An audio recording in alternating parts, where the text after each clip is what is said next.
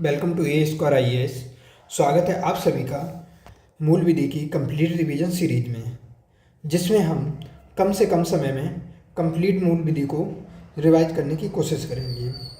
हमारा पर्पज़ यही है कि कम से कम समय में आप लोगों का रिवाइज करवाया जा सके। जैसा कि आप सभी लोगों को पता है, UPSI का एग्ज़ाम आने में हार्डली 20 दिन बचे हुए हैं। 20 से 25 दिन के अंदर, ठीक है, आप लोगों के मोस्टली लोगों के एग्ज़ाम हो जाएंगे, ठीक है ना। तो ज़्यादा टाइम वेस्ट ना करते हुए अपना टॉपिक स्टार्ट करते हैं। मूल विधि। मूल विधि क्या है? ऐसे नियम व कानून जो बेहतर समाज, ठीक, समाज निर्माण तथा नागरिकों के अधिकारों व हितों की सुरक्षा के लिए है। मूल विधि क्यों है? वो क्या करें? बेहतर सामाजिक, ठीक है, निर्माण करें और नागरिकों के अधिकारों व हितों की सुरक्षा करें, ठीक है ना। ये और क्या? Laws for protection of rights received from the constitution. और ये जो मूल विधि है, क्यों ये बनाया गया?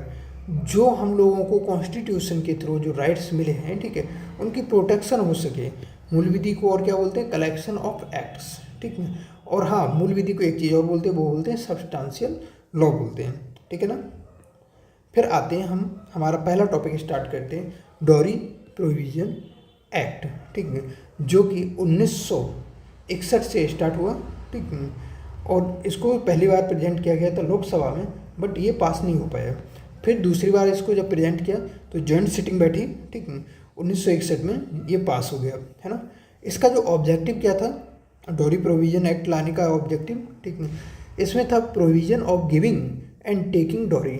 डॉरी को लेना और देना, ठीक है, दोनों को प्रतिबंधित करना, ठीक है ना। तो ये जो एक्ट है ये पास किया गया कब? 20 मई 1961, ठीक है। इम्पोज कब किया गया था? 1 जुलाई 1961 में, ठीक है।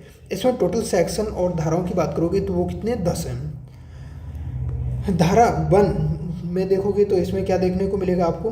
ब्रीफ नेम होगा, एक्सपेंशन होगा, स्टार्ट, ठीक है। इसका कब स्टार्ट हुआ एक्ट का, ठीक है, तो ये स्टार्ट हुआ था 1 जुलाई 1961, ठीक है, 1 जुलाई 1961, है ना। सेक्शन 2 में देखोगे तो इसमें क्या है? सेक्शन 2 बात करता है डेफिनेशन ऑफ डॉरी। इसमें क्या मिलेगी आपको? डॉरी की डेफिनेशन मिलेगी। Give and take of property and money, ठीक है। कब प्रॉपर्टी और मनी को, ठीक है, कब दिया जाना, कब दिया गया होगा?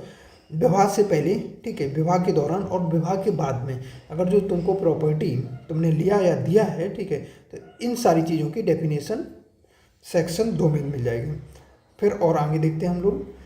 तो दहेज क्या है, किसके द्वारा दिया गया, ठीक है, तो विवाह के एक पक्ष, ठीक, द्वारा दूसरे पक्ष को दिया गया दहेज, पहला ये।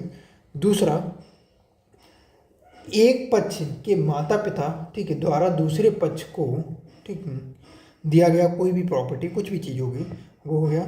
और चीज़ क्या है इसमें शामिल? और थर्ड जो है ना, वो होगा संबंधी व्यक्ति, जो मिडिल मैन होता है ना, ठीक, उसके द्वारा कुछ भी मांगा गया या फिर कुछ भी दिलाया गया। बोला कि ठीक है एक काम कीजिए, लड़के वाले को बोला कि तुम लड़के वाले को अंगूठी दे दो, ठीक है, ये भी तुम्हारा डॉरी में ही आएगा, काउंट किया जाएगा, ठीक है ना। What is dowry? डॉरी क्या है? मनी हो गया, मूवेबल हो गए और इमूवेबल, ठीक है, ये सारी चीज़ें तुम्हारी इसमें इंक्लूड हैं, ठीक है। प्रॉमिस मेड फॉर मैरिज, ये भी तुम्हारा डॉरी के अंदर ही आता है। क्या चीज़? तुमने अगर जो प्रॉमिस किया, ठीक है, मैरिज के लिए, ये भी तुम्हारा डॉरी के अंदर आता है, ठीक है। Give and take dowry is illegal. Dowry देना और लेना ये इलीगल है, ठीक है। डिमांड वेरीफाई डॉरी, जो डिमांड है वो वेरीफाई करता है डिमांड डॉरी को, ठीक है ना। एक केस हुआ था, वो कौन सा केस हुआ था? वो हुआ था हरबंस सिंह वर्सेस गुरसराय कौर 1989, ठीक है। इसमें बोला ईच डिमांड इज डॉरी, जितनी भी डिमांड तुम कर रहे हो ना वो सारी सॉरी डॉरी है, ठीक है ना। अब हम एक चीज़ की और बात करते हैं, जिसमें मेहर। मेहर क्या है? ये इस्लामिक कल्चर है, ठीक है, जो इस्लाम में जो दहेज देते हैं, ठीक है ना, तो उसको हम बोलते हैं मेहर। तो ये किसके द्वारा दिया जाता है? लड़के वाला देता है लड़की वाली को, ठीक है, बट इसको दहेज नहीं मानते हैं, समझे। अब आता है हमारा सेक्शन 3। सेक्शन 3 क्या बोलता है? Punishment for taking and giving dowry. तुमने अगर जो डॉरी लिया या दिया इसके लिए सज़ा कितने साल की होगी? 5 साल की जेल होगी आपको, और फाइन होगी वो कितनी? 15,000 रुपये तक की, है ना। सेक्शन 4 बात करता है दहेज मांगने के लिए शास्ति, मतलब पनिशमेंट फॉर डॉरी डिमांड। अगर जो आपने डॉरी डिमांड की है तो उसके लिए आपको पनिशमेंट दिया जाएगा। तो इसका पनिशमेंट कितना है? 6 महीने से लेके 2 साल तक का है, ठीक है ना। और जो फाइन लगेगा वो आप पे 10,000 रुपये का लगेगा।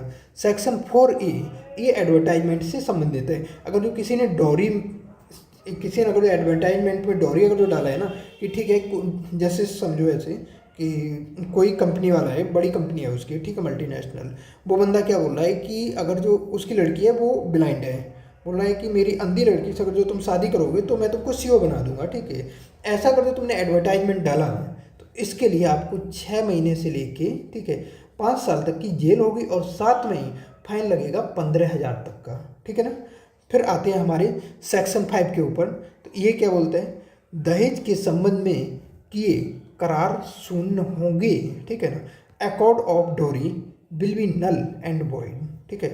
फिर आता है सेक्शन 6, जिसमें क्या है? दहेज का महिला व उसके वारसों के लिए होना। जो दहेज दिया जा रहा है वो महिला के लिए होगा और उसके जो सक्सेसर होंगे उसके लिए होगा, ठीक है ना। अब इसमें दहेज में क्या क्या शामिल होगा, ठीक है, और कब से शामिल होगा? विवाह से पहले, ठीक है, जो भी लिया दहेज में, ठीक है, विवाह तिथि से 3 महीने में, ठीक है, महिला को हस्तांतरित होना चाहिए। अगर जो आपने हस्तांतरित नहीं किया, ठीक है, तो आपको जेल हो सकती है। दूसरा, विवाह में जो भी कुछ मिला तुमको, ठीक है, वो 3 महीने के बाद, ठीक है, महिला को हस्तांतरित हो जाना चाहिए, ठीक है ना। फिर इसमें क्या है? दहेज पर महिला व उसके बच्चों का अधिकार है। रीजन क्या है इसको लाने का? जो दहेज का उपयोग है वो महिला के लिए ठीक हो सके, है ना। इसमें पनिशमेंट जो दिया जाएगा सेक्शन 6 के अंदर वो कितना है? 6 महीने से लेके 2 साल तक का, और जो फाइन है वो 5,000 से लेके 10,000 तक का आप पे इम्पोज किया जा सकता है, ठीक है ना। अब आता है सेक्शन 7। ये क्या बोलते हैं? अपराध का संज्ञान। अपराध का संज्ञान कौन करेगा? हु हैंडल द केस, ठीक है, तो इसको करेगी महानगर, ठीक, मजिस्ट्रेट।